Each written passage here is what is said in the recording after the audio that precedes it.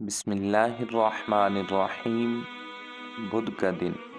حضرت جابر بن عبداللہ رضی اللہ تعالیٰ عنہ روایت فرماتے ہیں، رسول اللہ صلی اللہ تعالیٰ علیہ وسلم نے 3 مرتبہ مسجد فتح میں پیر، منگل اور بدھ کو دعا مانگی، جو بدھ کے روز 2 نمازوں ظہر اور عصر کے درمیان قبول ہوئی اور چہرہ مبارک پر خوشی ظاہر ہوئی۔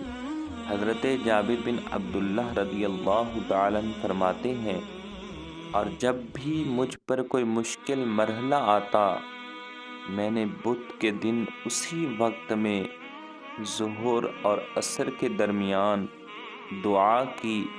ہر بار میری دعا قبول ہوئی اور مجھے پتہ چل گیا۔